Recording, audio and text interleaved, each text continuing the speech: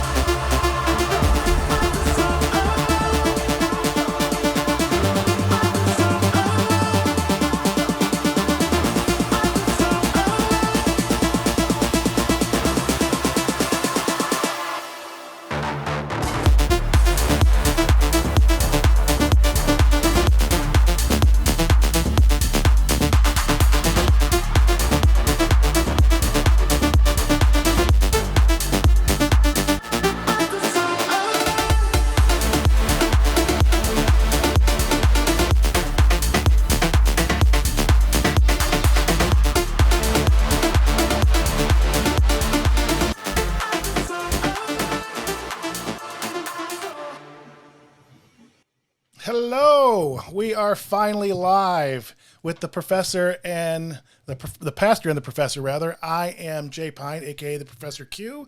I'll here along with my good friend and pastor and author and husband, Doug Levy. So welcome to the show, Doug.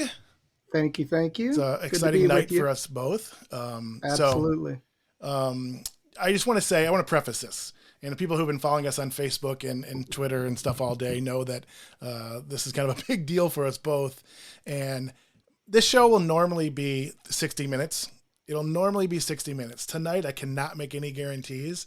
The format of the show is just going to be us sharing a lot, sharing our journeys with each other and you and the world. And so it's going to take a little bit longer. There's some things we want to hit on tonight. Doug wrote a new book, Are We Doing Church Wrong?, that we want to touch on, that we're really excited about. So just be forewarned, and especially the people who know me know I can go long. So there's where it is. So the question is, so what is the pastor and the professor? We don't know necessarily. It's a good question. We're not really sure. I just wanted to do a show with Doug.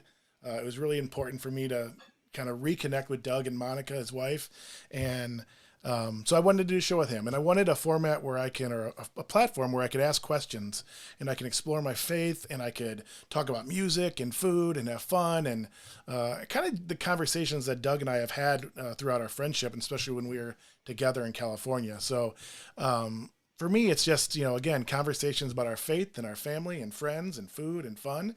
In fact, I may even share a recipe today with you. Yeah. We'll see. I guess more than anything else, I'm feeling called to tell my story. And I don't think that full story necessarily will come out tonight. If it does, we're in for a really long night. We will see where it goes. Doug and I have agreed just to kind of let God guide where we're going with this. And there's going to be times where we go off script, and we're just going to figure it out as we go and see what people respond to and so forth. But for me, I'm feeling called to tell my story.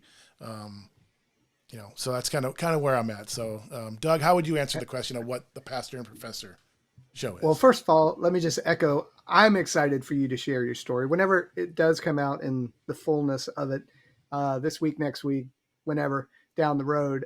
I'm really excited about, what God has begun doing in you, and it's process. We're kind of like, it's still in process. So we're figuring that out, and we're just having conversations around it. So for me, it's a chance to talk about God in a way that doesn't come across as preachy or pretentious. It's just relational conversation, just like we had when we met, and kind of discovering who we were to each other as friends. And so for me, it's just a very relaxed environment in which we can probably ask some deep questions and maybe get some deep answers without it, feeling like, we're trying to be theologically, perfect. Right. It's just, yeah. And so that's what I'm excited about is an opportunity to just kind of continue conversations that we've been having, not in public, but behind the scenes, but then actually get to have other people chiming in and us get to do all that together. I will say this real quick. I do see one person that said hello. We encourage you, go ahead and let us know you're here, where you're from, so we can interact with you. We want to thank you for taking the time and being with us tonight. Bringing her comment on screen didn't work real well. I'll have to fix that for next week. Yeah, I mean, for me, it's just, Doug had mentioned it, kind of a stress-free, relaxed atmosphere. I'm not as relaxed tonight as I normally will be. Again, I'm apprehensive. So this is me, exploring my faith as it's growing, and watching and feeling and experiencing what God's doing in my life and in me and through me. And again, being called to do this, particularly with Doug. But it's just a way for us to, at least for me, to live my faith out loud, which I never have before. And I think if there's people on the watching, that know me, I don't think they'll be shocked by what they hear. But it definitely will be a departure from the Jay they know. So it'll be interesting. It'll be interesting. But I agree with you. It's going to be more than anything. It's going to be fun. I mean, I get to hang out with Doug, and we get to ask questions and talk about music and food, and you'll see us go off on tangents, I'm sure. So there's going to be a lot of laughter. There will be a lot of tears, especially for me. Doug's not quite the crier I am. But yeah, I'm a pretty good crier. Okay. My wife could verify that. Okay. Usually it has to do with a sad movie, but but I can cry. I cry during Hallmark commercials. So, and it just seems for me the last 7 months particularly has been a lot of crying for me, in good cries, and not necessarily bad cries, but more emotions. And I cry because I'm so emotional, and that's the only way for it to come out. When I'm happy, when I'm moved particularly. So you're gonna see a lot of that, and this is leads me into kind of what I wanted to do. I wanted to set an intention for the show in the series. My wife is always encouraging me to set intention. She's really, really a strength of hers to do that. And it's really powerful for her. And going into the show, I thought it'd be a good idea for me because there's two things that I need to work on with the show. I have another show running that's really easy for me to do. It's, we get to talk about sports, and it's really easy. I don't even think about it. And I'm sure after tonight, this will be the same way. But tonight's a little more nerve-wracking. So I do want to set an intention that I'm willing to practice being vulnerable and brave. I can see from my past experience where I can let fear kind of derail me or at least hinder my ability to share with you what I want to share with you. So I'm willing to practice being vulnerable and being brave, and hope my wife's proud of me for that, because that's all her doing in my growth. Anything you want to add, Doug, or any intentions you want to set? Or Yeah, you mentioned earlier, that people that know you have the gift of gab. I also have that. Especially as a preacher, teacher, pastor, I can go long as well. So my intention is to be a good listener, which my wife also encourages me in that department, because I can talk a long time without taking a breath. And so tonight, my intention is to listen well and respond briefly and accordingly. nice. Yeah, that's kind of why our friendship blossomed the way it did when we were sitting by the fire all Yeah. those years ago. But I will say I am going to acknowledge myself, and now I'm working on acknowledgments. I feel like this is definitely a self-help thing. I'm going to acknowledge myself because one of the things my wife lovingly encourages me not to do is to talk over people and cut people off. So I wanted to chime in and say something about that, and I didn't. I waited for you to be done. So we're already off to a great start. So, Amen. all right. So that's kind of just an opening thing. You're going to learn more about us and our journeys and our path and kind of what brought us here momentarily. But first, we have a segment that we're going to share with you about how our friendship started. And we're going to let Doug kick that off in a segment we call In the Beginning. Yes. I thought that was appropriate. Yeah, it's very appropriate. So, Doug, why don't you tell everybody kind of how we met from your perspective, and I will chime in when I need to, or if I think you're completely wrong. Yeah, you could fill in the blanks. I'm old, and Monica and I were having this conversation today. Am I older or are you older? I'm gonna say I think I'm older, but we're gonna have to figure it out. Let's figure it out now. 50, okay. You're what? 52. Damn. All right, I'm older. I'm about to turn 54. Oh, I'm about to turn 54. All right, guys, go on. You do have me. Okay. So we were living in Calabasas, just up the way from where we were doing ministry in Malibu. And we were at these apartment homes, and through process, I think it actually happened through Monica, had met you. You were outside working under the cabanas by the pool. And she's like, I just met this guy, and, he's really cool and we should hang out. And so I think eventually that led to us having some dinners together out by the grill, the public grill. And we found out that Jay was a phenomenal cook, prepared some amazing food. He's going to probably share some stuff. I'll just say the shrimp pizza on the grill was ceviche. Was one. Oh my gosh. Ceviche pizza. Yes. So good. So this led obviously to a deep dive relationship right off the bat, because we had food in common. And I will share something else of interest, which is that found out that Jay, Ohio State Buckeye fan, and he, I think, figured out that I was a Virginia Tech Hokie at some point. But I told him that I was actually born in Dayton and raised, or at least born a Buckeye. Autograph picture of Woody Hayes growing up. So we had another connection right off the bat. So sports and food, and it was just a no-brainer that we were going to be good friends, and it was going to be lengthy relationship-wise, no matter what side of the country we ended up on, because we ended up moving, then they ended up moving, and so that's how we got connected, and so I'm excited about reconnecting after all this time, almost 10 years. I was figuring that out today. So yeah, I mean, for me, it's very similar take on it. I remember meeting Monica that first day, and I didn't put that together until the pre-show today, when that was. I knew it was out by the pool area, but then when you said that, I was like, yeah, that's right. In fact, I think she was with a couple of people from the church you were working with at the time too. Yeah, it was just an instant connection for us, and we were hung out by the fire. There were fire pits out there and fire places that all night we just stay and chat, And, I love to cook. So I'd go out and cook stuff, and we'd, break bread together and talk about sports and give Doug flack about being a Cowboys fan and all that stuff. And, it was just, for me, it was just instant. It was just an instant thing. It felt like we were lifelong friends. And I think for me too, and I don't even know if you were a pastor for a long time. I don't remember when that became maybe I did. I just don't remember. But I remember just, you're the first person I ever felt like comfortable enough to talk about God and share that side of me.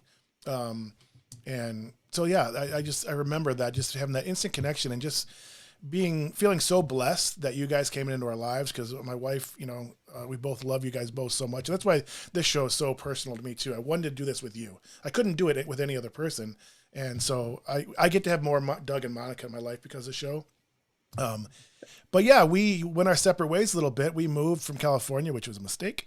No, it brought me back home and met a lot of great people and so forth. But yeah, it's just been one of those friendships that I knew, I'm going to share some stuff with you over time. And, but I had a heart attack back in, not going to start. I'm not starting. I'm trying not to. I had a heart attack back in May, and there has been some serious faith testing and renewal and fighting and arguing with God and being happy and confused. And you'll learn more about that as we go and as I share some things. But like, I knew once I got out of the hospital, like, I had to call Doug. First of all, I had to share what happened and then get his perspective, because I needed help. I need somebody to help me make sense of what was happening or what happened, and really feeling God work in me from that moment. And when I get to my story, I'll tell more about, my past, but things changed at that moment for me, and it's all been very confusing in some ways. And I feel like now I'm coming out of that, but there's still a lot of questions and still trying to figure that out. So, Doug and Monica are the first people we called to sit down with us and kind of talk some of these things through and so forth. So I am so grateful and thankful that God brought you guys into our lives, and I'm even more grateful that He's brought you back into our lives. And I don't think there's going to be a break like there was before the rest of our lives. So especially because we're old. Yeah. So yeah. And you're older. Just as a reminder, but I didn't even think. I thought we were like the same year, which would have made me feel a little bit better. That's what I was thinking. We were close, but I'm at 2 years is not that far off. So you were born in the 70s. No, 69. All right. Yeah. I'm on the other side. That's good. All right. All right. Anything you want to add here before we move on to the next segment? No, I'm ready to roll. All right, let's go. So this next segment is called, for the lack of better, we're coming up with a new title for this. I couldn't come up with anything. So it is the guiding word for 2022. It's the transition. It's taken forever. There we go. So a lot of people do this activity every year, beginning of the year, come up with a word that kind of guides their year, that gives them inspiration and motivation and hope and all those things. And it's an activity that I've done many times. This year was very different for me. It was very different. So when I was putting together a show, this was a segment I wanted to do because I had just finished, or my word just emerged. And so I talked to Doug about doing this, and he was all for doing it because he too had done this and had a word, or words, I should say. So why don't you tell everybody what your word or words are for 2022? I actually have I actually have two words that came together, and they are obviously very similar, but they actually have two distinct meanings as to what I feel like God is speaking to us in this time. And it was new and renew. And so I, kind of was trying to dissect that when I felt like God was speaking it to me. And I heard him say two distinct things, which are, one, that he's going to renew some things that need to be renewed in our lives, whether that's in our marriage or in our ministry, just life in general, that there's some stuff that's, when you get older, you can kind of get into ruts and routines and kind of just go through the motions in certain aspects. So I felt like we're going to have a renewal in certain areas that need it in our lives. But I also felt like this year which is probably very different for us, is that we're going to walk into some new things that we've never walked into before. This show being one of them. This is a whole new ball game to me. Something I've thought about a lot, doing a vlog or doing a podcast or whatever for a long time. And so I think this is kind of like one of those hallmark moments, if you will, where it's just like, this is setting a stage as an example for all this new stuff that we're going to be doing this next year. So I'm really excited about that, especially given the fact that, when you kind of have done ministry as long as I have, since I was 17 years old, so 35 plus years of being involved in ministry, you look forward to new exciting things. And so I'm looking forward to the new and the renewed that's going to happen in this next year. That's awesome. That's awesome. Yeah. I purposely did not want to hear the story. I knew what the words were, but I didn't know the story. So, I appreciate you sharing that, because that's great. I'm gonna switch over here. I think I can go to my scene. Maybe is it transitioning? There it goes. Yeah, there we go. Those are slow. I don't know what's happening. So again, I've done this activity several times. It's like New Year's resolutions. I do it, see other people doing it on Facebook and Instagram, and it's like, oh, that's a cool idea. And I love the idea. A couple years ago, Ned and I and the family, the kids, did one Pride. It was Pine Family Pride, and we were excited about it, and we kind of put some things in place to kind of work with that, and just it wasn't 2 weeks in, but sometime in, we kind of forgot about it, and life happened, and we forget about it. And again, I've done other years and the same thing. I came up with a word, but then I forgot it. Or I didn't forget it. It was out of mind, and it wasn't palpable. It wasn't something that I carried with me. And so this year, people started doing it earlier in the year. Actually, I think it was Stephen Furtick at Elevation is when that back in October started triggering it, which I usually don't think about till later. And for some reason, it became really important to me to find the right word, given everything that was going through. And I have to say, in October, I was a mess. I was an emotional mess at the time. But I felt God working in me. And I had to be patient with that. And so I struggled. I came up with all kinds of words that just didn't really fit. And then finally it just emerged, and it was rise. Cause I felt like, not to purposely segue, but one of the songs I was listening to at the time of the heart attack was Graves to Gardens. I wasn't expecting to break up here. So the whole idea of being raised up from the grave and so forth, and turning the graves into gardens was powerful for me. And I felt like I was beaten down and I was low, and the only way up was only way to go was up. And but it wasn't so much that. It wasn't like a pick me up and me strapping on the bootstraps and going. It was being called. I was being risen up with God. And so it just emerged, and it was rise up, and it was rise above all the fray and all the other things that are meaningless in our lives and things we have to overcome. Rise above them, rise above haters and critics and all that stuff. And, rise above, I forgot what I had, like rise above, and then it's rise in him. And I'm going to share something. Hopefully I have the courage to do it a little bit later at the end of the show. We had to actually move it to the end of the show, because we thought I might lose it. And I wanted to talk about Doug's book, and I didn't want to interrupt that. I thought if we did that last, we might not get to it. So there's a recent development in connection to this word that happened last Sunday that I'm going to share with you. But for me, this word still, I did it 3 months ago now, or whatever, 4 months ago now, and I see it and I hear it every day, and it's powerful for me because I feel it. I feel God working in me. I feel him rising me up, lifting me up. And again, I'll share more on that later.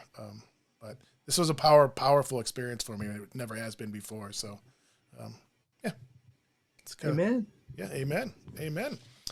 All right. So now we're getting into some deep stuff. Oh, by the way, before I forget, because I did this. So going back to when we met and we're hanging around the fire and we're eating and stuff, there were two things I remember. Actually, I'd forgotten about the ceviche pizza. Yeah, the butcher at Vaughn's or something made that. It wasn't the Vaughn's version; it was his own version that he only made every now and then. The ceviche pizza was probably the best thing I've ever made. Anyway, I remember Monica, Doug's wife, making, it's just a simple thing, but it was watermelon juice. It was just watermelon juice, fresh watermelon juice, and it's not like I'd never had watermelon juice, but it was so amazingly good. Annette and I talk about that all the time. It just is a reminder of you guys, but it was just so good.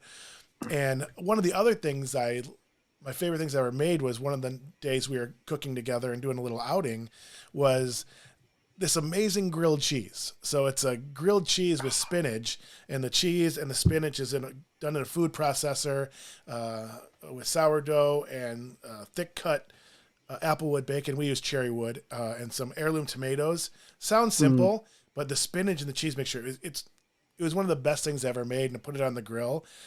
So that's kind of a tie into food. And there'll be more tie-ins with food, but in the YouTube description and the Facebook description of this event, the recipe is there. So didn't put it on the screen, but take my word for it. The grilled cheese with spinach on sourdough is amazing. And the recipe is in the description. So now we're going to transition to telling you our stories. And again, I'm going to have Doug go first and kind of tell you his journey leading up to today. And he's going to share what he feels called to share with you.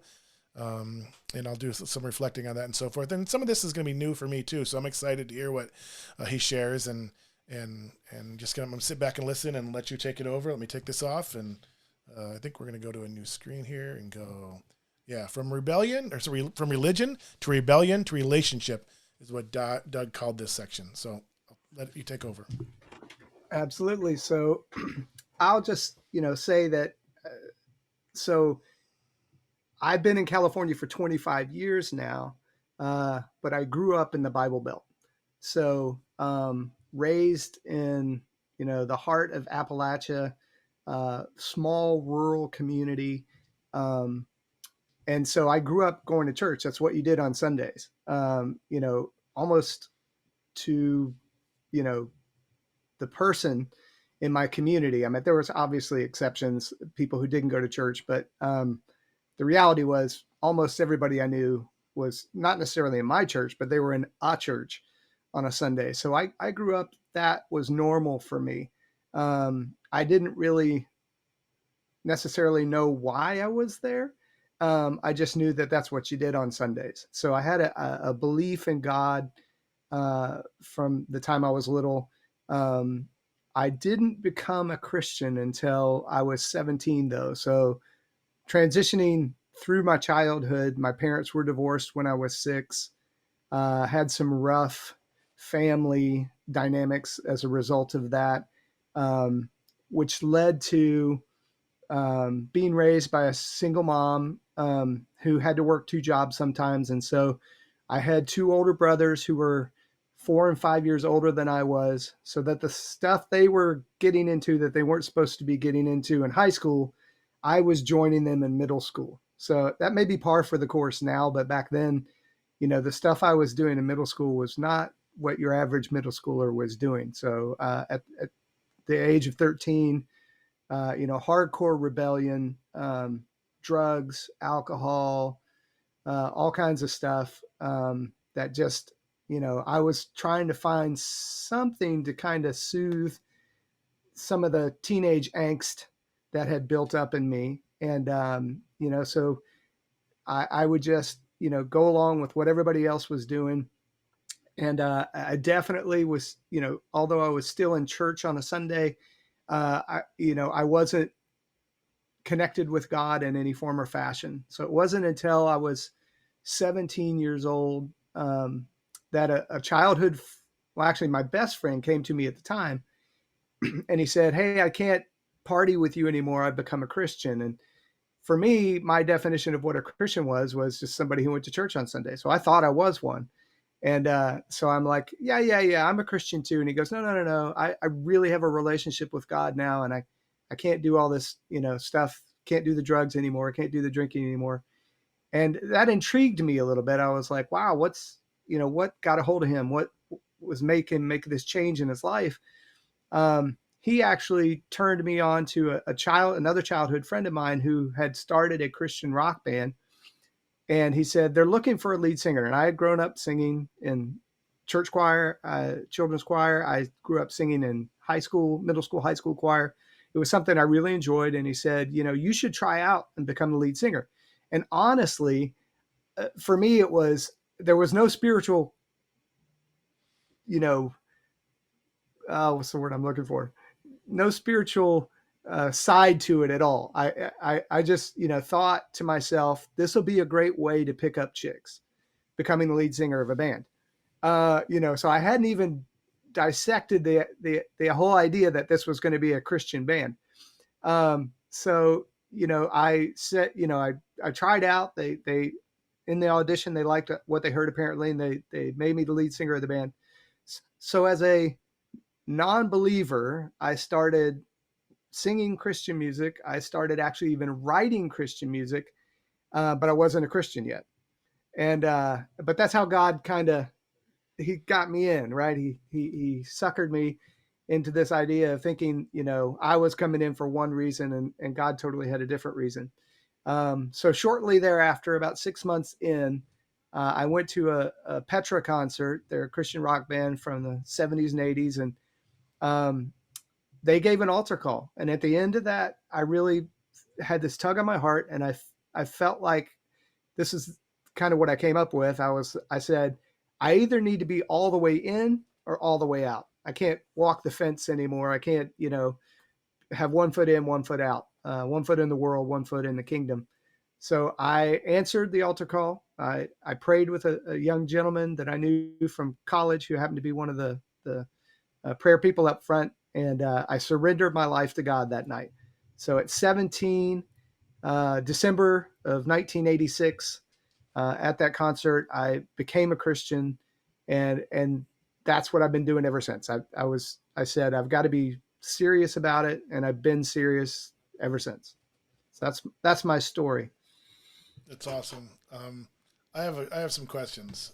Okay. But I had Petra brought up. I remember. Do you remember the song Beyond Belief? Oh yeah. Yeah, that song popped in my head from them.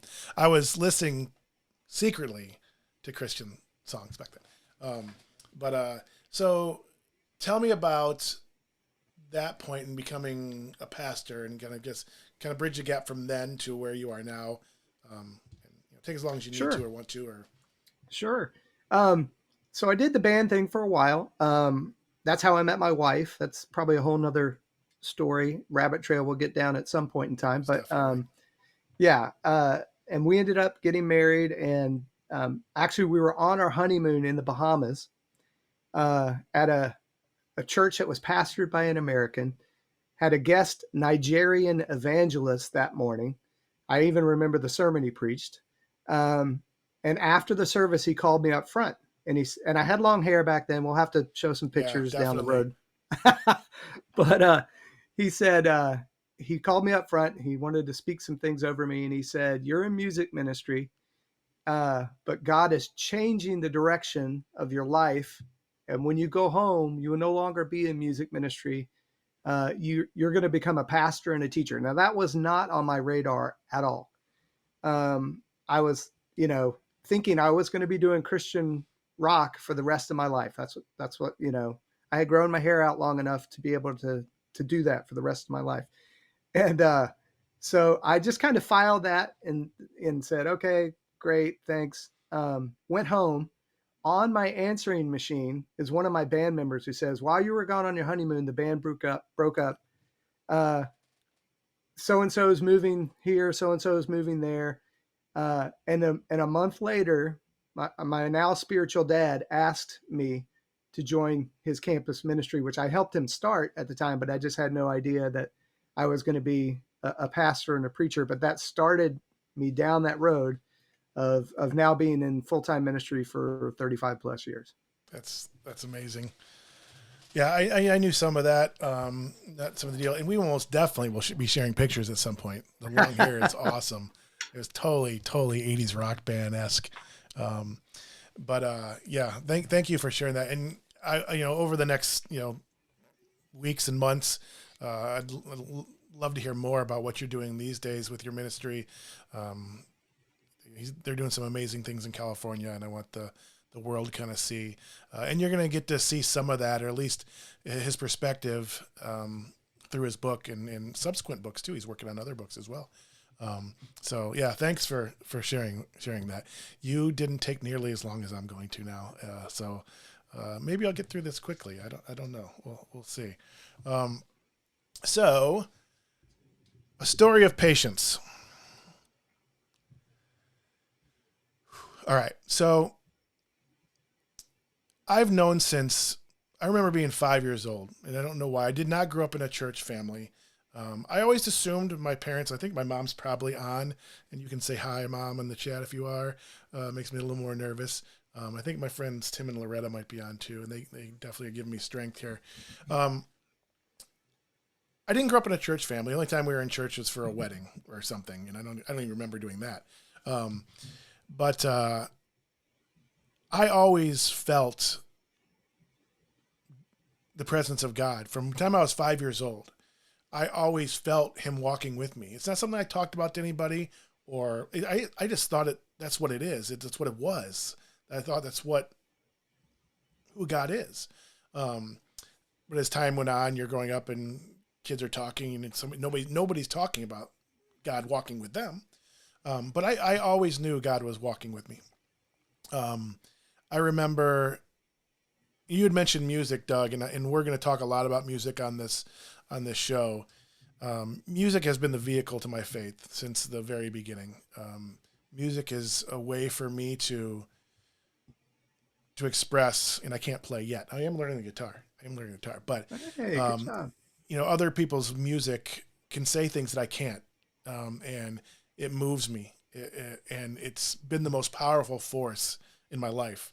And I remember being in, and this is going to be interesting, coming in Northern Michigan. So there's a local college here, Northern Michigan College. And when I started taking classes there, I was in the library and I would sneak, I wouldn't sneak, I was sitting there studying and looking at Campus Life magazine and CCM magazine, if you're familiar with those. But it was on a kind of over Sports Illustrated or something. I don't know if I was embarrassed. I don't know what it was. It was just, I wasn't comfortable with people seeing that. But I remember seeing ads for Christian colleges and Hope College and Azusa Pacific out in California. I thought that was so amazing. And dreaming of a time and day in my life where I can explore that more. And there have certainly been times in my life when I have explored it more than others. Nothing like what I've been through in the last year. But so I always knew God was walking with me. I always had constant conversations with God. I had like you and I are talking, Doug, I talked to God that way. And through all kinds of things. Now, I did pray for some ridiculous things at times. I remember praying for a Brown Super Bowl.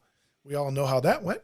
I didn't quite understand my faith and Christianity and everything, but I was always comfortable with my relationship with God. I always think, at least my mom, I sensed that she always felt guilty for not, I think she always sensed that in me I think she felt guilty for not exposing me more to that, but I could be wrong, Mom. It was always there. And as life went on, there was ups and downs and challenges and so forth and illnesses and times, but there's been so many times that I was just talking this with somebody the other day. I've been given so many chances. There's times in my life that is so clear to me that God is speaking to me or giving me signs. And sometimes it's, speaking to me. And there's no other way to explain it than God's talking to me and giving me these signs and so forth. And getting knocked down in life and always landing on my feet. I just always knew I was going to land on my feet. And it wasn't anything that I was doing.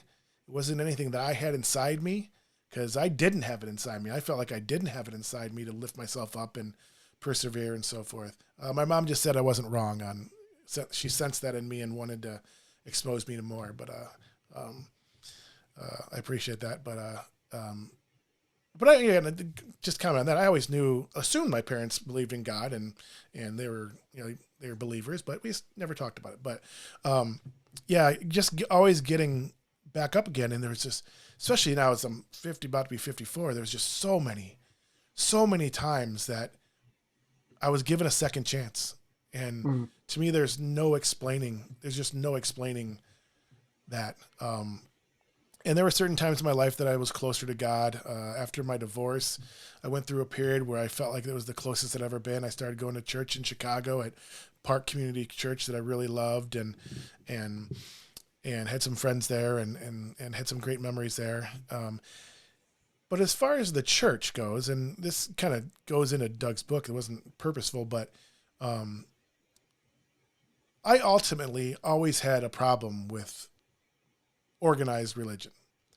I had this personal relationship with God it's like my invisible friend. Like, it was like he was always there. And I'd go find a church, because that's what you're supposed to do. I mean, you're not really a true Christian if you don't go to church, and stuff. So, and there was times I did, and I enjoyed it in Chicago. I helped start a youth ministry at a Catholic church, and I had great memories and so forth. But ultimately, I'd run into hypocrisy that I just could not handle.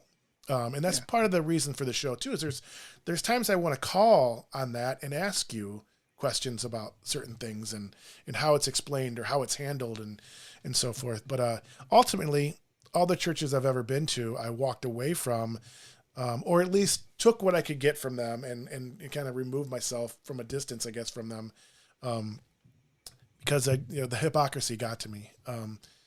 But there's always been this battle, this teeter-totter of, I've always felt like God was asking more of me. Not just that he had a plan for me, which sounds so cliche, but not that he had a purpose for me, and not that I was going to conquer the world and change the world or anything like that. But I always felt him calling to me, and I was scared. It was fear. Fear got in my way of it, and I retreated. And no major rebellions and things like that. It's just I went about my business and didn't think about it or whatever. I do remember where the first big change from this was, there's one when we moved from Traverse City down to Indiana, and this will be emotional.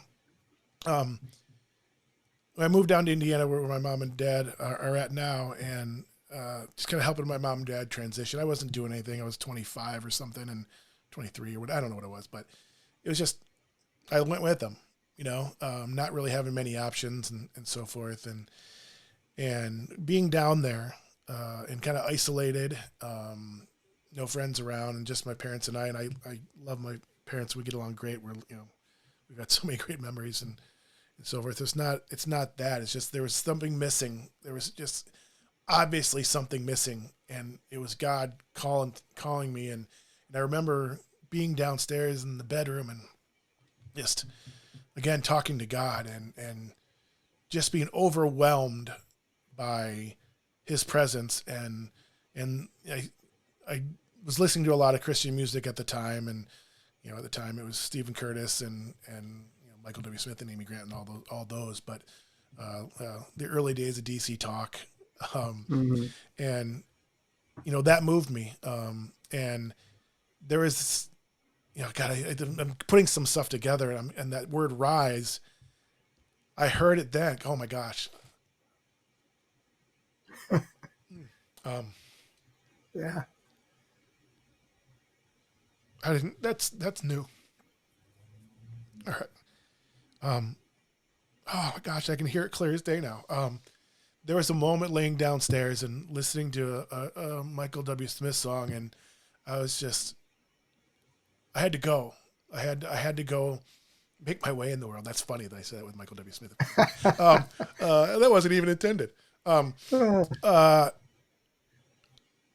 was telling me to rise, and move, get moving, because I was stagnant and sitting still, and yeah, I was being called to rise. So I left, and so that was the first really big kind of turning point in my faith. But again, life happens, and you move on, and stuff happens, and the next big one was after my divorce, and that was a biggie. Divorce was not really that big a deal for me. My ex-wife and I had a fine marriage, but we were very different people. And I sacrificed a lot and lost a lot because of it. And so when it ended, I wasn't upset about that. And sure, it was sad. It was sad about it happening, but there was something else happening in my life. And now I'm in my own apartment, in my 40s, alone, don't know what I'm doing. And this is going to sound really bad. My mom's going to hear this for the first time. And maybe I said it to you before, but I had these knockdown, drag out fights with God in my apartment. Literally just like he was right there yelling and screaming, and I can feel it. I can feel how I was angry, not necessarily at him. And this is going to sound bad. And I don't mean this in the way it's going to come across. I wasn't suicidal, or anything like that, but I was just praying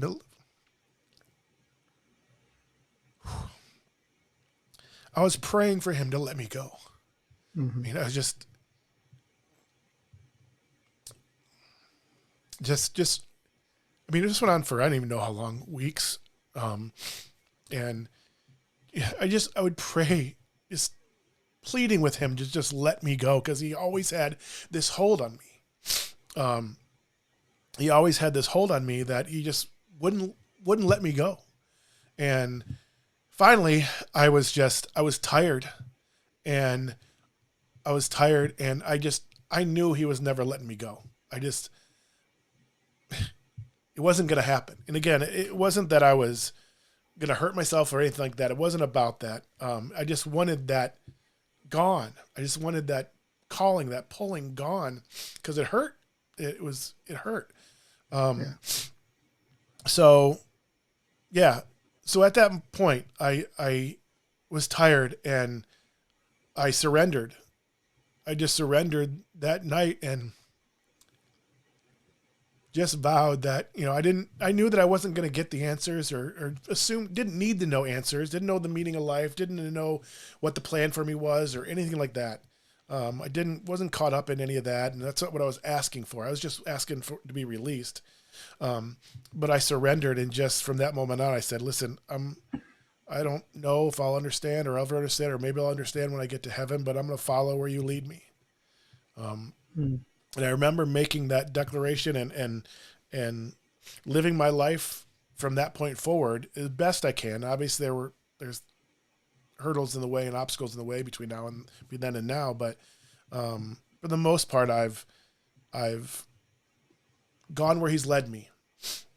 Hence, coming to Traverse City from California and so forth, and So again, I got past that point, and there were high points and low points in my faith and so forth. And, and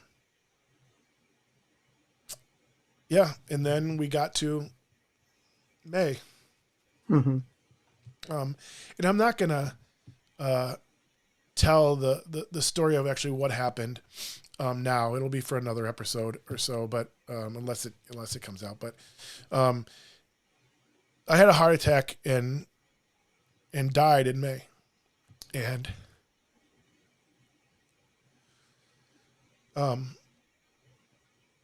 since that time, and there's much more to that happening, and I was gone for a while and had an experience that I'll share some other time. But since that time, and I say that I was sent back. Um,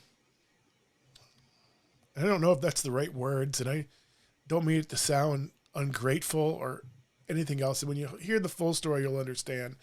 But since that time, there's been a lot of identity issues, not understanding.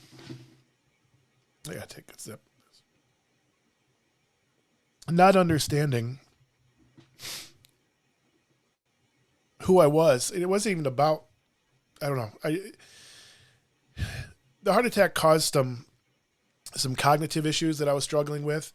That I couldn't think the same way. I had some memory issues that were kind of acute issues where I would forget things, but there was something very different the way my brain worked and has worked since then, and I was limited. How I functioned in the world was different. It was like I was plopped down in somebody else's body and looking through somebody else's eyes, and trying to now navigate this differently and not be able to do the same things I do, not having the same capabilities mentally. I wasn't as sharp. I wasn't as quick. I had to literally think, and still do have to think about left and right. And part of that is just I'm getting old. I get that. But there's been some serious cognitive issues that have caused serious identity problems for me, because that's always who I was. That's how I functioned in the world. So I'm still dealing with that. But then you put the spiritual side of things, and really, trying to figure out what all that was for and why I was sent back, and not understanding it all. So it's been a struggle. And the story I chose was the story of patience. And the reason I say that, because God's been waiting. He's been waiting on me this whole time. Mm-hmm. I mean, it's so clear now that, that he's been patient. He's been waiting patiently for this time. And, to whenever I was ready. And I don't have the answers. That stuff hasn't been revealed to me. Again, doing this show, being called to do the show is part of that, and trying to honor that calling and not shy away from it. This isn't comfortable for me, but I'm getting more comfortable with it, and more comfortable in my faith, and more comfortable talking about God, and more comfortable sharing my story. This isn't what he has planned. It's just the starting point of me getting to where he needs me to be. But he's been patient all these years, these 53 years, through everything that's happened. And that's kind of why I call it the story of patience. And the story I'll share later kind of brings this a little more full circle. And I know there's a lot, and I said a lot that may not make sense. At some point I will share the story. That's a really hard one to get through. And I feel like that story is, I need to tell that story. And God's called me to tell that story. It's not now. It's not tonight. So that's kind of my journey. But I will say this, I've been struggling with those things, and I feel, again, not having the answers, still being confused to why I'm brought back, but I feel God working in a way that it's never happened before. I feel it every day, and he's telling me to be patient. Unless he's preparing the way for me, and I'm going through the things I need to go through. He's forcing me to focus on getting healthy before I can even do some of the things he's asking me to do, because I haven't been able to do things physically. I'm getting there. I now have a little more stamina, a little more strength, but I'm not there yet. And so this has still all been preparing me for whatever is next, whatever that may be. But it feels different now than it did a month ago, for sure. I feel like I'm seeing a light at the end of the tunnel. And I've always known, even as much as I was struggling through all this, and I was struggling, I didn't know. I mean, I have these babies. I'm actually going to text them, because you're going to get to meet the babies, for them to come in. Let me just do this real quick. Maybe I won't. Yeah, I will. What was I saying, Doug? You were struggling, but you had these babies. You had to. Yeah. Uh, I had these babies and, so thankful that I was in the environment I was at for people who don't know, we camp 6 months of the year. And I was now, it actually happened the night we got to the campground, and uh, God put people there in that environment for me to heal in that beautiful nature setting, and watching the birds and having that time and that peace and serenity, and then also putting the people there that I didn't even know. And if they're listening, oh, um, they know. I ran into a gentleman that was also one of the camp families that had a heart attack like I did some years before, and having him there and having somebody that had been through it and gone through some of the similar things, that was so clearly God putting them there, and we've yeah. become great friends and so forth. But I was sitting there and going through this all this stuff, and just I'd sit in the chair because I couldn't move much, and just like, why, and they've heard this, so it's not that I didn't want to be here. And when you hear the full story, you'll understand. You'll understand why I'm Mm-hmm. saying this. But I have these two amazing babies who are the light of my life, and I just, again, it'll make more sense in another night. But I was struggling. I was truly struggling. But it was so clear that God was working and giving me that atmosphere, providing those people, opening up my heart to listen and be guided, and all those things. And from that point till now, and what's next. But even in those darkest moments, is what I was going to say. Again, can you tell why the show is going to be long sometimes? Um, the point of that was it was the darkest days of my life, and again, being thankful that I was here to with them and see them grow up and all that. But um, I knew the other side of this. The other side of this, me getting past this and whatever was next for me, I knew the other side was glory and greatness and joy and peace. I never doubted that. I knew that I had to go through stuff right now, and I was going to listen and be patient and let God do its thing, not get in my own way and try to force things or manufacture things. I knew without a doubt the other side of this was everything I waited for. Mm-hmm. Everything God intended for me was on the other side of this. It is on the other side. And I now see that. I see some of it starting now with this show, with you. Yeah.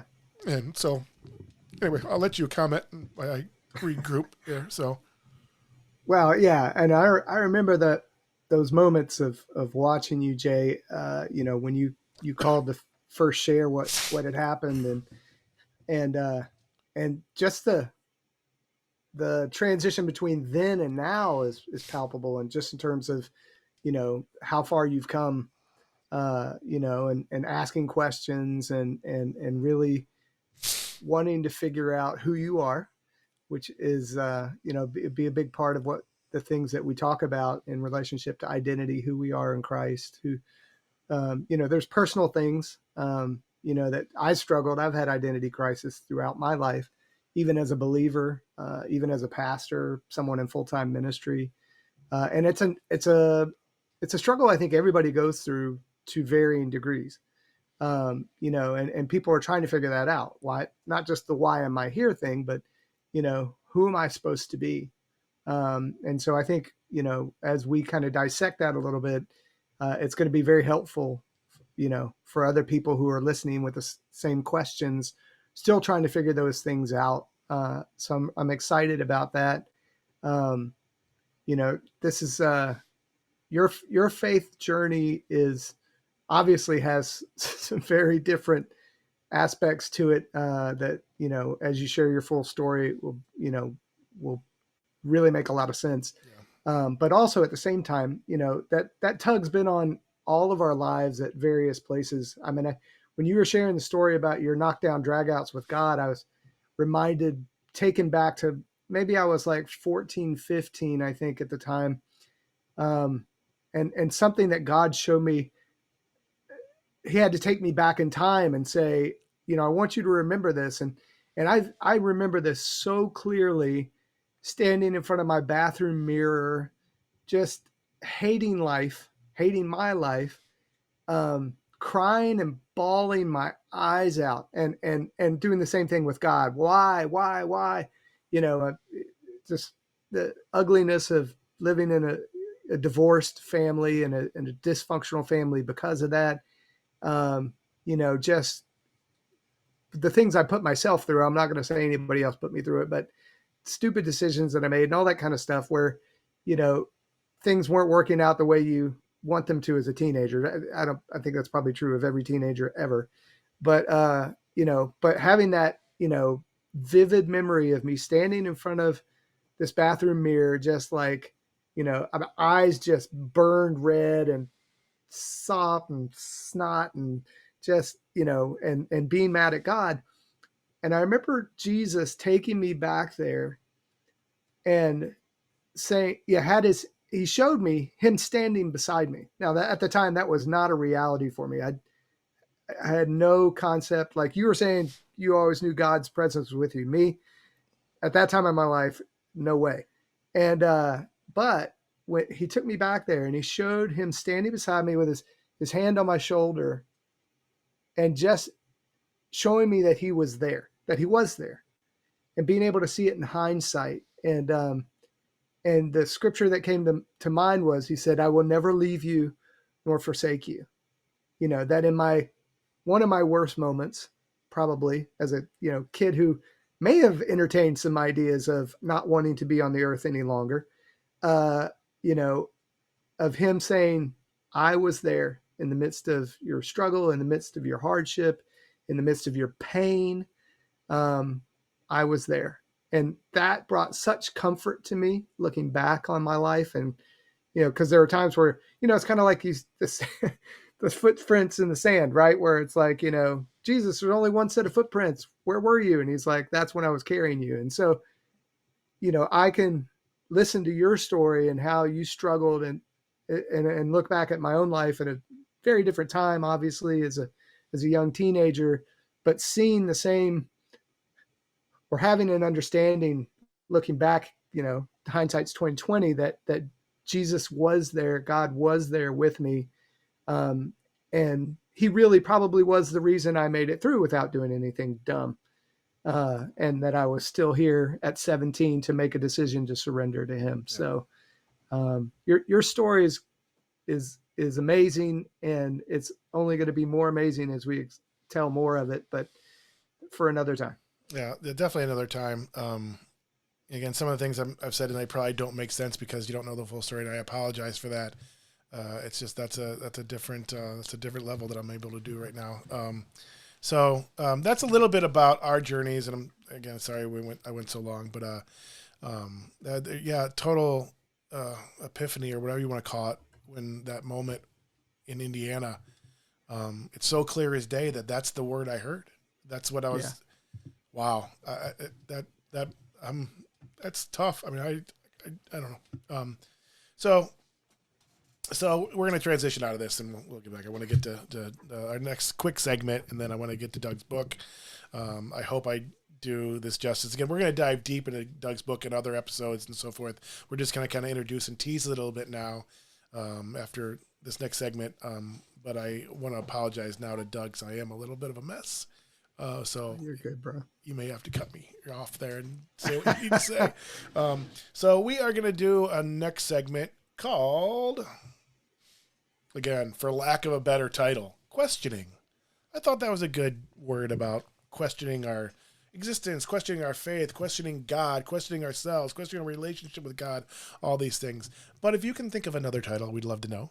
And also, I do see there's several people online, many people online. I'd love for you to say hi in the chat, so we can kind of acknowledge you. My mom's still on and Diana's still on. They've put some stuff in the chat, but I'd love for you guys to say, or if you have questions or comments, we'd love to hear them. But we are going to do a segment now, which we hope to kind of develop over time, about just some questions that I have, other people have, that I'm going to record people asking questions, or when people write in or put stuff in the chat that you want to hear from the pastor. kind of his take or his answer, his view on something, we'd love to hear from you. When I thought of this segment, it came from my son, who I'm going to bring in right now. He's probably making all kinds of noise here. So this is Cubby. This is my Cubby. Hey, can you make a not so mean face there? This is my Cubby bear. And when I thought about this other day, I asked him if he had any questions, and he kind of said one real quick, and I kind of dismissed it. And then I thought about it for a second, and it was interesting. So why don't you ask your question to the pastor? Hello. I was just wondering, why can't humans be immortal? Good question. And there's not necessarily a short answer to this one, but I'll try to be as brief as I possibly can. And with Doug, it. I'm going to just stop you real quick. They can't hear, so I'm going to actually nudge them off the screen. All right. They'll catch it on the replay because of the way good to see you, Cubby. Is. But, so yeah. All right. So that's a great question. That's a deep dive question. That's what I thought too. I kind of dismissed it, and I was like, oh, wait a minute. Yeah, that's a big one. And I would say the short answer is that we were actually created to be immortal. That was God's original plan from the beginning, was unbroken fellowship with him for eternity. I always say it this way: we are eternal spiritual beings in a temporary physical existence. And so I'll say it again just so everybody can grab a hold of it. We are eternal spiritual beings in a temporary physical existence. The problem is a lot of times we just get sucked into being so focused on our temporary physical existence that we think that's the normal, when in reality, the Bible talks about us being created for eternity. And so that was God's intention from the beginning. We screwed it up. I don't want to sit here and blame Adam and Eve. Everybody's like wants to get to heaven and slap them on the back of the head. I think we would have done the same thing. I would, if I was in the garden, I would have made the same mistake. I know my own selfish tendencies. I know my own, stupid decision-making history. So, but the reality is when Adam and Eve fell in the garden, it shifted at least the fact that we were no longer going to have unbroken relationship with God throughout eternity. Now there's a decision to make. We're still eternal beings, but God now has to go through the process of redeeming us and rescuing us back into that relationship with him so that we can spend eternity with him. So from a standpoint of I always want to say, I want to do my best, even though I know he doesn't need it, but to protect the character of God from people who, would say, oh God, why did you make me if, at some point I could be separated from you? Well, I'll say this and then I'll cut myself off. Otherwise I'll talk for the next 2 hours on this, which is there were two trees in the garden, right? The tree of the knowledge of good and evil and the tree of life. God said, don't eat from the tree of knowledge of good and evil. He didn't tell him to eat from the tree of life. But had man made that decision to not eat from the tree of knowledge of good and evil and eat from the tree of life, he would have had unbroken fellowship with God forever. But the reason God gave a choice is love always requires a choice, and God is love. And so in order for us to choose him, there had to be a choice to not choose him, if that makes sense. Yeah. And so that's what he wants out of a relationship with us, is for us to choose him. That's why he didn't make robots. That's why we're not angels. He already made some of those. They still had choice as well. Obviously, we know for a third of heaven, it didn't end up well. But so God did in the beginning want to have unbroken eternal fellowship with us. That's it. That was his plan. And he had to redeem our mistakes as human beings for not choosing him in relationship. So It's a great question, but I want everybody to hear that in their heart, especially if they ever thought, you know, like my wife did, and it's another story for another time. She at one point said, Jesus died for everybody but me. God redeemed that personal situation for her, but a lot of people may feel that way. They may feel like, well, my life has been hard, or, I don't know why I had to go through this, or, all that kind of stuff that we were even talking about amongst ourselves. You need to know God chose you in the beginning. He chose you. He chooses you now, and he says it's not too late. You can spend eternity with him because that was his plan from the beginning. Yeah, I think we're going to be diving into this many more times, and there's a lot of questions, and so those are some of the questions I had coming into this show. So thank you for answering. That was beautifully put. When I brought it up to you, and you were like, "Yeah, absolutely, that's a good one." So, thank you for that. I want to say hi to Karen. My friend Karen commented on that. It's nice to hear from you too, Karen. I appreciate you joining us, and I'm sorry for making a blubbering fool out of myself. Juji? So we have one more quick question. We'll try to make this one quick because we do want to get on to Doug's book, and then maybe we'll run out of time to share my stuff, and I won't have to. So this is my Jujubee, my firstborn, my beautiful bear cub, and she has a question. You want to ask the pastor? One of Daddy's favorite songs has been Graves to Gardens, and I'm not quite sure what that means. All right. That's a good one, too, because that happens to be one of my favorite songs as well. When I first heard that, I was a mess for like a week. It's all I listened to. Partly because Brandon Lake kind of reminds me of me back in the day. But love him. Yeah. I love him. Yeah. A phenomenal artist. And, so when that song came out, it really, I soaked in that for the long time. I still, it's on my playlist. I love the energy of the video. I mean, that's what started it for me last year. Yeah.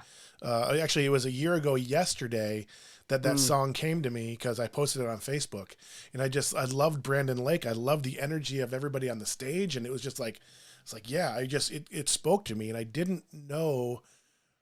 I loved the song. I was moved by it, but it didn't, it was great. And then after the heart attack, first song I played was that, and it hit me a completely different way. And it was just so clear that God was preparing things for me many months before and bringing that song to me and bringing music back to me. Because without Elevation particularly, and Brandon Lake, I don't know if I would have survived it. I don't. So sorry, I didn't mean to cut you off, but no, not at all. It's a very significant thing for me. And I mean, I think this song calls to the depths of who God wants us to be and what he wants to do in our lives. So for me, it's this clarion call, and it's a call for us also to come to an understanding of like what God is capable of doing. Right. And so I'll dig into the lyrics just a little bit here. Right. Especially in the bridges, right. Cause he's at the beginning, he's talking about, this is what God's done for me. But then it just goes so much deeper, right? Where it's like, you turn mourning into dancing, you give beauty for ashes, you turn shame into glory. You're the only one who can. You turn graves into gardens, you turn bones into armies, you turn seas into highways. You're the only one who can. The impossibility of what he's describing in here is what just gets to me and gets underneath my skin in such a good way. Where he's saying, who else can do that besides God, right? And in specific, where, the graves into gardens, right? When we think of graves, when we think of either a graveyard or a cemetery, you don't think of life, and what better example, obviously, than Jesus rising from the dead, proving that God has the power of life over death, and he can turn what seems like, the darkest, gravest situations, and he can turn it around for good. He can make something beautiful out of something that seems like maybe an ugly scenario, if you will. So for me, just coming into agreement with those statements, no matter what is going on in my life or no matter what situation I find myself in, it gives me hope. And you have to have hope. The hope is what our faith shines off of, right? We're called to live in faith, but in order to exercise our faith, we have to have hope. The two go together, right? That's why it says there's faith, hope, and love, and the greatest is love. But faith and hope are tied to each other, and so to hear this, kind of remind us of, in whatever situation we find ourselves, we're never lost. We're never in a place where God can't redeem it, can't restore it, can't resurrect it, because that's who he is and that's what he does. And so I love this song for that reason, because I can't listen to it and not at the end of it be like, all right, there's nothing too difficult for God. Yep. Nothing. Yep. We'll dive more into this, but just I felt sitting there at the campground after the heart attack and hearing that song for the first time, I was just like, holy cow. It was so clear that song came to me. He brought it to me prior to prepare me. But I just felt, and then the next song I got from Land and Break was Come Out of This Grave. So the two of those, because that's what I felt like God was doing. He was turning my grave into a garden. Yep. And it's just, anyway, I do want to say that in the details of the this YouTube event and Facebook, I put a link to the playlist that allowed me to do this show and allowed me to survive those times, that has Graves to Gardens and a whole bunch from Elevation Worship and Toby Mac and a whole bunch of other things. It's a playlist of probably 50 songs long. Awesome. That just, I listen to it every day. It's every day I listen to these songs to motivate me and help me speak my words to God. And they have another song, Gyra, which may be the greatest song ever made. And you have to watch the video. To me, it's like, it's the most powerful thing ever to me. They have a new release this week. Same God. I've just been breaking down all week listening to this stuff. It's crazy. But I have an incredible playlist on Spotify that I have a link to in the thing. So, all right, it's finally time. It's finally time. And I am somewhat composed.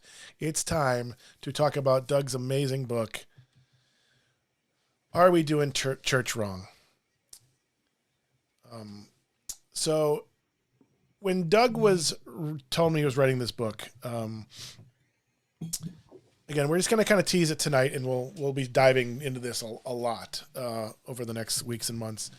And if you have any questions, feel free. We do have many people online. If you have a question, please, or comments or anything you've seen tonight or heard tonight, words of encouragement. Somebody lift me up right now because I'm broken. I read it, and the very first thing, and I don't know, surprise isn't the right word. So I don't want it to make it sound bad, but I was surprised how amazing it was. And it wasn't me just saying it because you're my friend. I told you this when I read it. I'm like, I was blown away by the power of it. I was blown away by how well written it was. Again, I don't know why that surprised me. I don't know if it surprised me, but I was just like, I loved the way it was structured. I loved the way that you use perfect biblical references for your arguments. And I love that you brought everything full circle, because I have a hard time reading from situations I have. And you brought everything full circle, and it was so easy to understand because of it, that I was so thankful. And I have all kinds of comments we're going to share. But again, it was the well-written, and again, closing the gap was important to me. I will say my first response after reading is like, this is a book that all Christians need to read. All church leaders should read this book, because we're missing it. We're missing it. The way church is being done, for the most part, I'm not going to cast everybody under that blanket. And you'll go into how and why this has happened, but these are the things I've been saying. Yes. I was like, yes, somebody else just saying what I kind of thought in my head, and coming from a much better theological background than me. So I'm excited to dive into this and ask you all the questions. I didn't even go through my questions from the book and all my highlights and my Kindle. we'll do that for another night. But I wanted to introduce the book and let you kind of talk about it. And hey, wait, first of all, I forgot this. There it is. There it is. Hey. And the link to the book on Amazon is also in the description on Facebook and YouTube as well. But I want to ask you a couple questions to kind of get this started. Why you wrote the book, why you were feeling called, or maybe you weren't called, but why you wrote the book, the process, because taking on a project like this project for me, the Pastor and Professor, is your book. It's like, I'm so proud of you for doing it. I know you talked about it for a long time and wanted to do it, and procrastination, life got in the way. But you finished this epic thing. I mean, it's a big thing, and I'm so proud of you. Thank you. The response has been great, which I'll get to a couple of quotes or a couple of reviews from it. Actually, let's do that now. Okay. Give myself a break if I can read the small font now. So this is from Jenny. It's well written and truly spoke to my heart. I wasn't raised in a church going family, and truly did not understand Christianity until later in college. I had never been drawn to the church, and when I did attend church, it was less than inspiring. This book helped me understand what God wants his church to look like. It raised very specific questions in me. What type of relationship is the church cultivating with Jesus in those who attend? I felt heard, understood, refreshed, and inspired after reading this book. So many five-star reviews on Amazon for this book. That's one of them. Another one that kind of spoke to me. I got to turn this one off. See that one? This one's from Joseph. Back to the basics of what churches are really supposed to do. I was really impressed with this book. I would like to see churches use Levy's book as a blueprint for their fundamental identities and purposes. And again, that's a big part of the book that we'll talk about. And I don't mean to embarrass you with this, but you need to be praised because it's amazing. This is from J. Todd. Scripturally and theologically sound.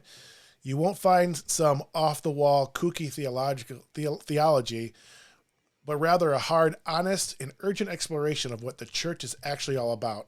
God's mission and purpose for the church is much greater than many Christians realize, and Doug does an excellent job of looking at the different ways in which the body of Christ functions when guided by the Holy Spirit. So those are just three of the reviews that I pulled out, if I can work my machine here. So I want to know from you, Doug, why you wrote the book, what called you to write the book. Talk a little bit about the process and what you hope people get out of the book. Well, this is a lifelong process for me. As I mentioned earlier, growing up in the Bible Belt in church, and kind of looking back, and deconstruction is a very popular term right now, and people doing it with their faith, people doing it with church. I don't necessarily would say I'm jumping on that train, but having been in many different church experiences, both from an attender, both as somebody on staff who works in a church, I've just had all these different experiences, as we have mentioned earlier, the good, bad, and the ugly. And so I just began asking questions. As I'll just give an example here. So Monica and I went through a series of really bad church experiences, not so much for ourselves personally, but what the church actually went through, watching some dysfunction, watching things that didn't work out well, leadership leaving. And we actually had a friend of ours say to us, please don't come to our church. Every church you go to, something terrible happens. And they weren't not true in that statement. I don't think it was because of us, but she made that, diagnosis that, okay, the last couple of churches you've been in, it didn't work out too well. So please don't come over here. And we're like, Diane, it's not us. It's a different Diana, not this Diana, Diane. And we're like, it's not us. We promise. It's, there's nothing to worry about. If we come to your church, nothing bad's going to happen. Well, we went to her church and the pastor stepped down. I mean, it was literally like, really? So we were asking questions of God at that time, where it was just like, are we ever going to be in a healthy church? Because it's just been series of disaster after disaster after disaster. And we really felt like God spoke something very clear to us in that time. And he said, I'm showing you what not to do. There's times where you learn from your successes. And I'd say probably more often than not, there are times where you actually learn more from your failures. And not that we had failed in anything necessarily, but the situations that we were in, we really felt like God was saying, I want to show you how to not do church. It's almost, you have to kind of see what doesn't work before you realize here are the things that probably will work if you were to do it this way. And so that began this process in me of really starting to look at, how does God define church? Because I know what I grew up in. I know, what the models that we have in our contemporary Christian culture, but I wanted to know, God, how do you define it? Right. And so I started really digging into the scriptures, and I had some revelations. I won't get into the deep revelations today, but basically I asked God, I want you to show me how you see church. And so in the scriptures, he began to unfold that for me. And I began through these processes of revelation, of realizing, we're missing it collectively, and we need to get back to God's design. Basically that most people in our current church culture, they see church as either a place, an event, or an organization. But the Bible doesn't describe church in any of those three ways. But that's kind of the default setting for most Christians and most people that are, who belong to a church, for lack of a better word, is that they see church as a building that they go to once a week, an event or a service that they have once or twice a week, or an organization that they sign up to be a member of. And that's not really how God describes church. So as he began to unfold and give me these revelations of what church looks like according to his word, I began writing stuff down. I began teaching it as a Bible study series. And eventually, process-wise, I realized this probably needs to be a book. I've never written a book before. So that, I'm thankful for your acknowledgement of how big this event was. And when I say that, just that I finished it, because I am not a finisher. That is a big struggle of mine. Is I'm great at starting things, and on the other side of that, I'm horrible at actually following through and finishing. You and me both. Yeah, that's why I'm married to the woman that I am, because she is a finisher, and without her, I'd be so stuck and mired down in so many things. But she is such an encourager to me and such a help to me to be able to do stuff like this. And so that was the process. The process was, finally I realized I need to put in the time and the effort and just, put my head to the grindstone and get this book done. And I finally did. So excited that it's out. Now that the floodgates are open, like you had mentioned earlier, I'm working on 3 books that I hope to be finished by the end of this coming year, 2022, have 3 more done. It's easier. It's much easier once you've done the first one. So, man, and I'm excited for you, with the things that you've got going online, Jay, and the different hands or different pies that you have your hands in, because that's what you were made for. I mean, you've got such a gift to do this, and obviously this wouldn't be happening without, you bringing us together and making this happen. But, so I'm excited for the things that are on your to be accomplished list in this next year as well. Well, thank you. I appreciate that, but this is about your book, not me. No, I appreciate that. And again, I'm being called to do this. This is God working through me and through us. So I didn't really have a choice. Yeah. But I know we're going to dive deep into this. I have so many questions to ask you. And again, I'm so impressed by this book, and I'm so proud of you. It's just, and I'm not saying this because you're my friend and we're on a show. I told everybody, like, this is a book that everybody needs to read. Anybody that's ever questioned anything about the church or had issues with the church or, belongs to a church, every Christian should do this, and particularly the Christian leadership, the Christian churches, the leadership of these churches. It's so eye opening. It's so well written and so easy to follow. And I hate to say it, but it's simple. It's going back to the basics. It's going back to the true identity of the church and the true design of the church. And when you read it, it's like, duh, and it's probably stuff we've thought of before, but anyway, I'm going to go on and on. I know that you talk in the book about there's 5 fundamental identities of the church that you found in the Bible: the family, the bride, the body, the temple, and the army. Is that correct? Yes, sir. And next week, if you don't mind, I'd like to dive into the first of those 5, the family. Could you tell me, just give me a quick teaser on the family? Well, as I kind of mentioned in telling my story, right, I talked about going from religion to rebellion to relationship. God has not called us to a religion, right? And many people approach Christianity as a belief system or a religion. It's something they practice. We're actually called to a relationship with God.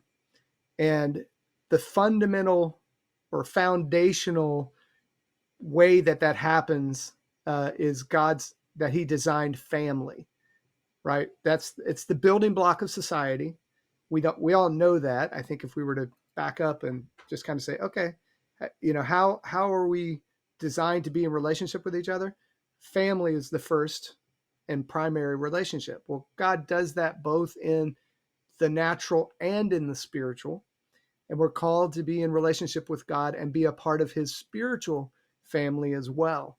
But again, our tendency is to approach Christianity or approach our very religiously instead of seeing it relationally. And so that's why this family identity is so important, and it is the foundational identity. And because we have so many problems in our society, as families, right? Divorce, abuse, whatever. I mean, you could go down the list of things that make it hard for us to understand healthy dynamics for family. And we kind of carry that from our personal families into our spiritual families. And that's why you see so many church splits and, churches that don't work out and churches that have problems in leadership and all these other things, is because we haven't really understood how God wants us to act with one another, interact with one another in the identity of family in a healthy way. And so that's the first foundational identity. Everything else kind of goes off of that. As far as the bride, the body, the temple, the army, we have to start with family first. And I think we'd see much less, dysfunction and issues and problems and sins and things that we all don't like about the church if we would take this identity and learn to operate in this identity in a healthy way. Yeah, I think that's great, Doug. I think for me, reading the book, and I can't wait to dive into this topic, particularly next week, especially as my family is evolving with the relationship in Christ and the separation between our spiritual side, I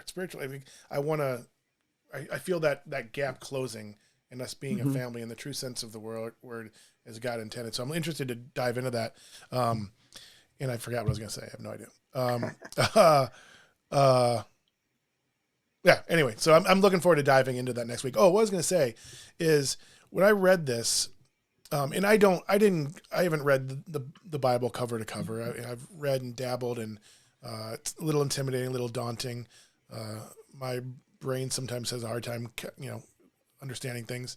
But it was a reminder. I mean, to me, it was like the book was a reminder of what God designed and that how far we've gotten off track. So for me, it was a reminder, and I can't wait to dive in next week to the family, and subsequent weeks we'll do more. But thank you for writing the book, because this is going to blow up on you, just so you know.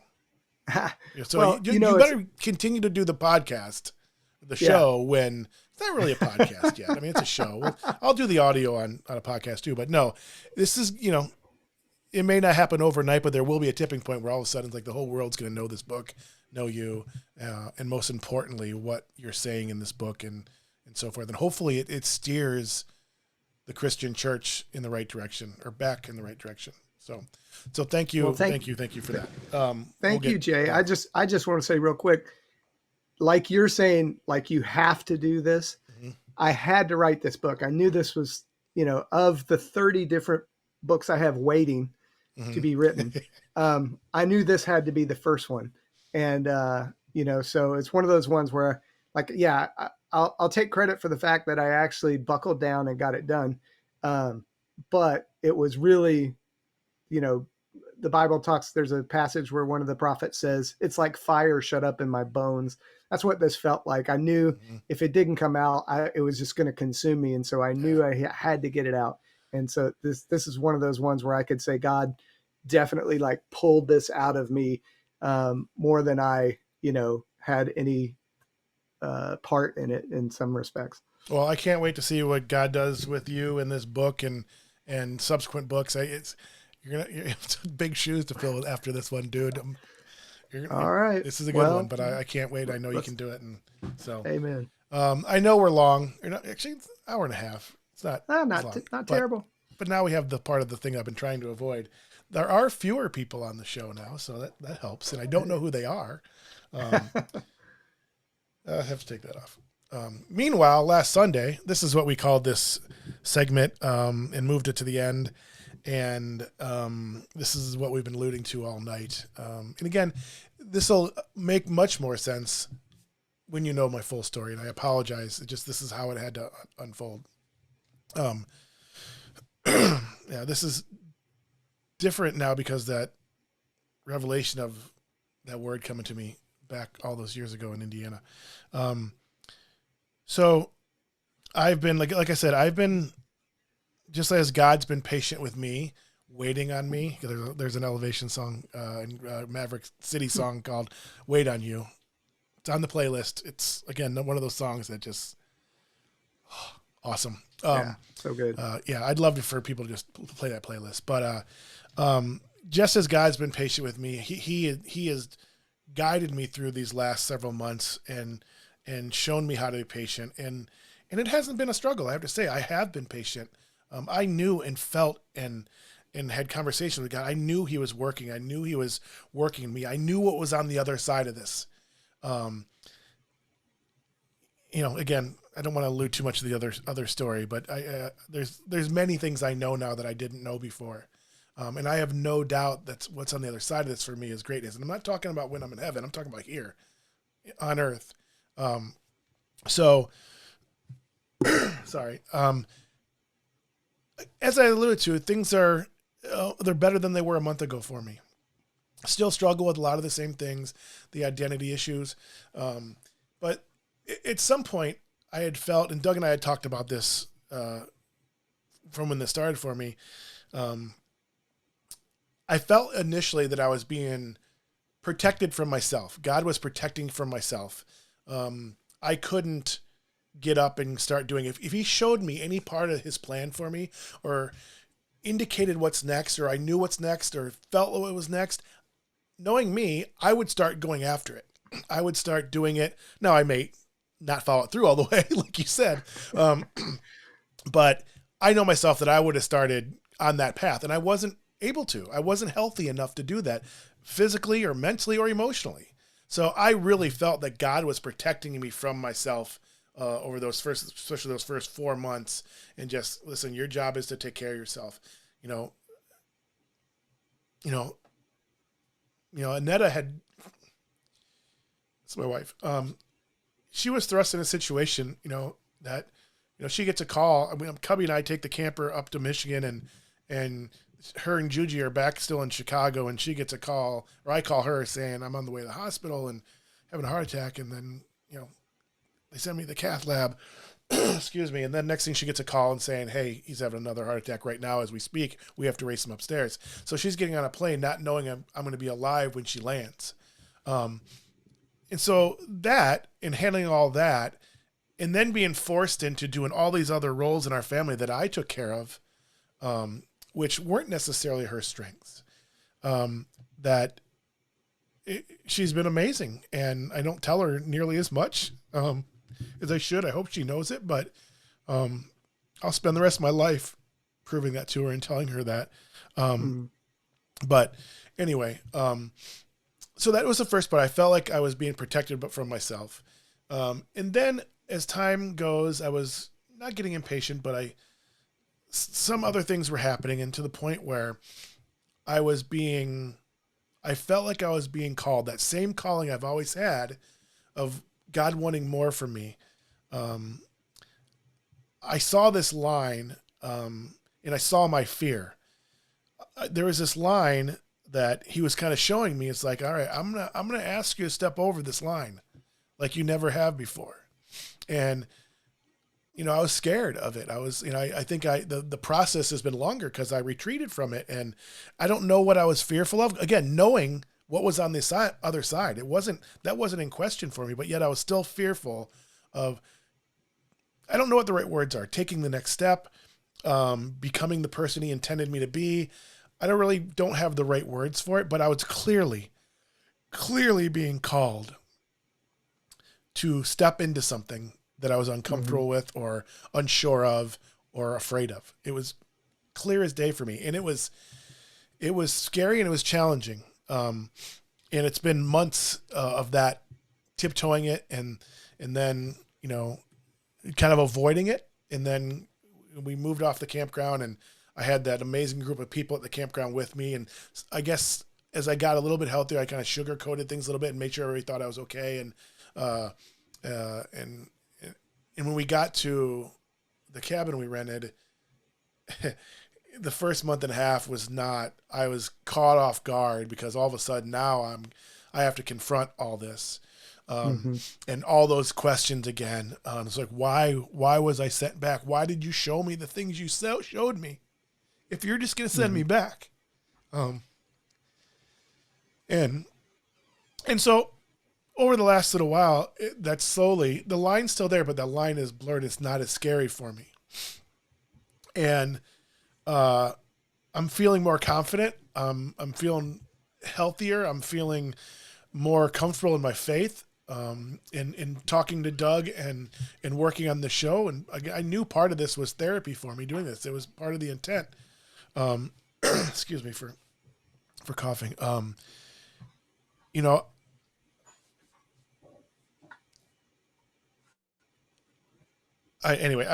was just being called, and I saw the light at the end of the tunnel. I saw it turning. I now saw that other side. I saw the emergence of that other side, that person, and that person that God always intended me to be, the role I always intended for me to play. I don't know what that is yet. I don't know who that person is or what that role is, but I see it coming. I know that he's been preparing me for it.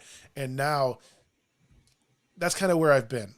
So last Sunday, I've been watching Elevation Church online as part of the EFAM, and kids were sitting on the couch next to me doing stuff on their pads or whatever, and Anetta was at work, and I put it on the big screen, and I love the music, and it was the best day of music ever at the show. All my favorite songs started with "Let's Get Loud," and then I forgot the second one. I don't know if it was "Rattle" or something, but it was just like, yeah. I was just like, yeah. Oh yeah. And they took a break to introduce something, and then they came back on with the song "Available," and then "Same God." They ended with "Same God," his new single, and something happened, and I don't know what, I don't understand what, so I need some help from Doug to figure this out. But I had some revelations to this over the last couple of days too. Is I was a complete an utter mess. My kids didn't have any idea what was going on. I'm sitting there, and they've seen me cry, but I was unlike I've ever been. And I felt like, it's going to sound silly, but I felt like the Holy Spirit had entered me, and the words to the songs and I was just I was just in a place and my eyes closed and I was looking up and I I saw the same sensation I felt when I died, and the light and the warmth and the peace that I experienced in that moment. I was experiencing again, and I was just I can't explain it. It was just the most overwhelming, powerful moment of my life, and um, you know, hearing the words and then singing the words and just you know crying out to God. I guess I wasn't crying out. I don't know. I can't really explain it. Uh, but it was overwhelming, and I couldn't really explain it to you. I couldn't explain it to Annetta. It was just something that happened, and I don't even know how to say this. So as I was thinking about it, in talking with you, prepping for the show, it was the realization that I was stepping over that line, that I was trusting God in a way that I never had before. That fear that had always been there from blocking me from the next level or the next step of our relationship to, I don't know what, again, I don't have the right words for it, but that thing that'd been there my entire life, preventing me from going to wherever that is, lifted.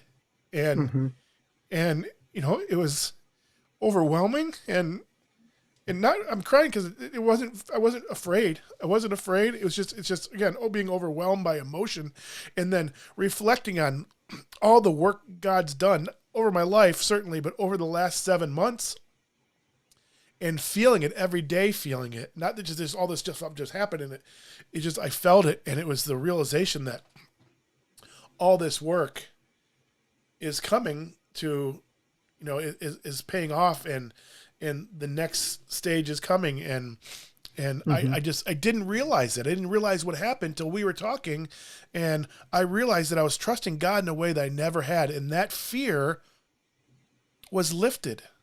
Yeah. And it was overwhelming, and it's still overwhelming. It's still like surreal that I've waited my whole life for that moment, and it's here. And then something came to me earlier when I was talking to Annette about this, because again, I was apprehensive to share this and talk about this. Sorry, I'm all snotty and sneezing now, but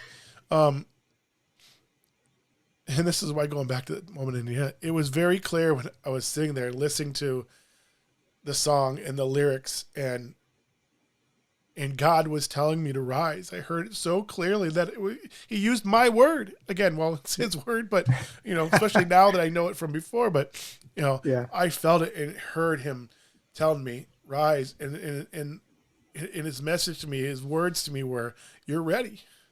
Yeah. And again, I don't know what that means. I don't know what's next. I don't know what's going to evolve from this, or again, how I walk my faith, how I live that out loud. I don't know. I don't know the right words. I don't know what's next, but I'm ready. And, I've crossed a line that, I don't know. It's just so overwhelming. My heart's like, my heart's not good right now. It's just so overwhelming. And the only way I can explain it is the Holy Spirit, God was inside of me at that moment, as he always is, but this was just, he took over. It's tangible. Yeah. So again, I got through that actually better than I thought, but I don't know. It's just still so real, but hearing him say to rise and tell me that I'm ready, and thinking about everything that's happened over the last 7 months, and the conversations I've had with him, and the being patient and waiting and letting him do his work, instead of getting in his way. Because I wanted to do things very differently. I didn't want to be here. I wanted to be in Arizona. I wanted to do this. I wanted to do that. I wanted to be healthier. I want to try things. I let him, and I'm proud of myself for that. I got to acknowledge myself for knowing what was happening and letting God do the work. And he still has a lot of work to do. But, that's kind of what happened. And I guess maybe I made too much of a buildup of this segment. No, it's perfect. Anyway, let me put some ink to paper on this, because it's a good situation, and there's a reality, there's a present reality that's unfolding before you. The best way I could say it is, and I think I mentioned this to you when you first explained what you were experiencing, which is Jesus said in John chapter 4, he said, those who worship God must worship him in spirit and in truth. God is spirit. And if we're to worship him, we must worship him in spirit and in truth. So there's two aspects of that. One of which is by the Spirit. There's no other way to come to God except for him drawing us to himself. Man doesn't seek after God. That's what the scriptures say. We're doing our own thing. We're going our own way. We've talked about this in our stories tonight, where it's just God was in process of bringing us to him to be in relationship with him. So part of that happens in the Spirit, and the other part is truth, which is important also, that we understand that Jesus said, I am the way, the truth, and the life, and no one comes to the Father except through me. So part of that is he's truth. Part of that is the Bible is truth. Jesus said it in John 17:17. He said, thy word is truth. So there's what you were experiencing is a combination of being drawn to God in the Spirit, but also in truth. And Psalm 22:3 says that God inhabits the praises of his people. So it's not a strange thing to me that you were worshiping, like literal worship music, and you had this, in a sense, an encounter with God, right? He shows up in a very tangible way, like you can feel it. You know that he's there. It's inside, it's outside, it's all around you. And so you're experiencing the reality of you worship, he inhabits your worship, and you had that experience. The other thing that goes along with it is in Romans chapter 1, it says that, and I'm going to paraphrase here, but the gist of the middle part of the passage of scripture in Romans 1 says, whenever God reveals himself, it requires a response. Now, what happens in our lives, like you were talking about in your testimony about God, kind of wanting more of you, right? Always, and you're like, let me go. And God's like, no, he kept revealing himself. But when we don't respond in the way that he's wanting us to respond, sometimes our hearts get hardened. And that's what that passage in Romans talks about. It says they worship the creature instead of the creator. God showed himself in nature to be who he is. But they chose not to respond in the way that they should. So you actually responded with surrender and with faith. And that's what God is looking for, right? So that's why fear got out of the way, because you said yes. You essentially, in that moment, said, all right, Lord, I don't know what it looks like, but that's what faith is. Faith is, the evidence of things not seen, the assurance of things hoped for. And even though we don't oftentimes know what it looks like, we say yes, and that's what it takes for us to experience and encounter God in that type of way. And so, you just had an encounter with God. You'll continue to have encounters with God as you continue to say yes, as I continue to say yes.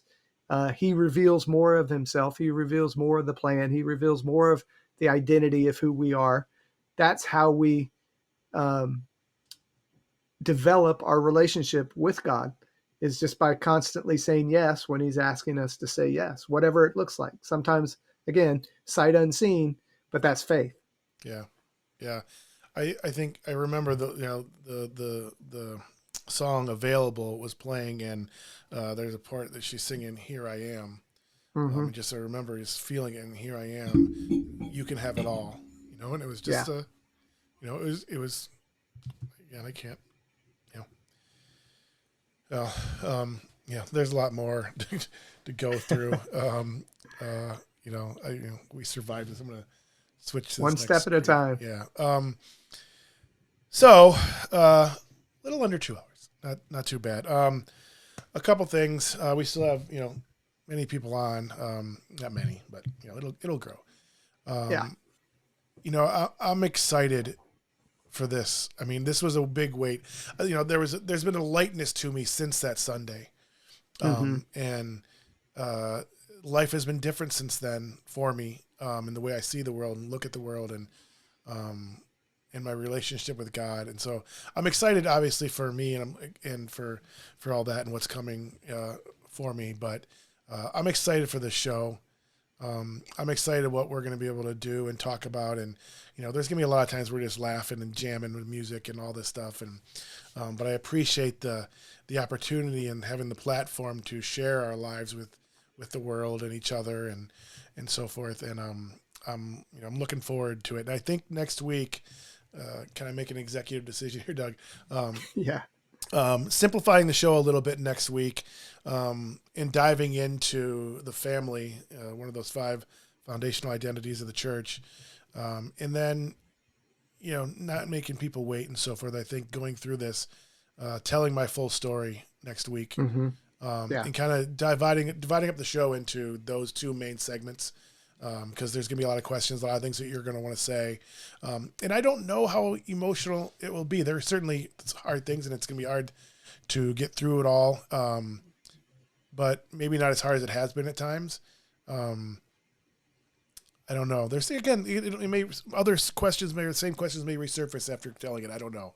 I don't have the answers to what happened still, and I don't know why I was sent back. Again, it's just me saying, I'm going to trust you. And follow where you lead me, and go through those open doors. God, somebody, I don't know, said it, actually Tim, if he's still on, said this, and other people have said it obviously too, but God opens doors.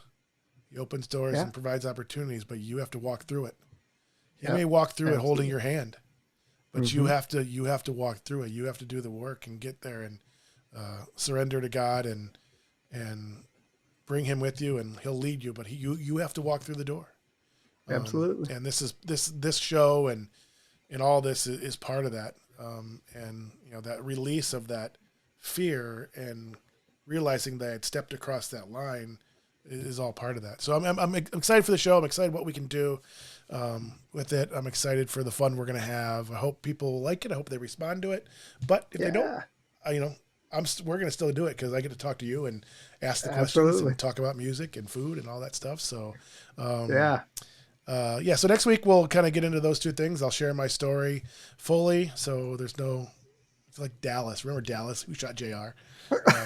Dating ourselves back then. My Leaving the gosh. cliffhanger.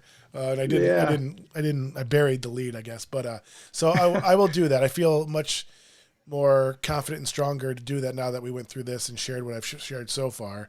That opens the door, and then dive into your book.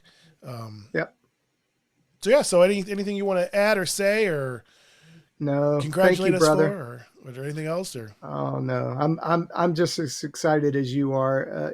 Just reconnecting and being able to continue to do this in a way that I think is going to again help a ton of people. So I'm excited to see how God uses it, but just excited that we get to hang out together. So me too. So again, in the description in YouTube and Facebook is the link to Doug's book on Amazon. Also the playlist. The playlist thing is on there. I put some individual songs on there as well that we've mentioned in the show on there. The recipe. You gotta try that sandwich. I'm gonna have to revisit that one. That was I so haven't good. made it in years, so I want to too. It's more of a summer thing. You can use a panini press if you have one of those, but it's better on a grill. Right. Of course, when you're in northern Michigan and it's snowing for 6 months, I was gonna say it's kind of still summer here, so I might have to make it next week. Don't even. It's my last winter. I vowed. I was all set for Arizona, but I got conned into staying for another It is an amazing area, amazing place, especially in the summer. There's no better place on God's earth than Northern Michigan. Yeah. I'm just not a winter person and so forth. So anyway, I hear you. So yeah, thanks, Doug. I love you. I'm looking forward to next week. I'm looking forward to seeing what God does. If you like the show or interested in doing, I promise you, none of them are going to be 2 hours again. This is just the first show. We will keep it to an hour, right around there. From here on out, we just kind of want to introduce ourselves to the world and our stories. And sorry, again, if you know me, it's not shocking. So not shocking. Anybody knows me either. So all good. Yeah, those nights sitting by the fire and just talking. It's like it's 3 o'clock in the morning now. It's like, oh yeah, yeah, we should probably go home. Yeah, hiding from security. Oh yeah. All right, brother. I love you. Love you too, man. I'll see you next week. We'll see you next week. Bye-bye. Bye-bye. In my soul.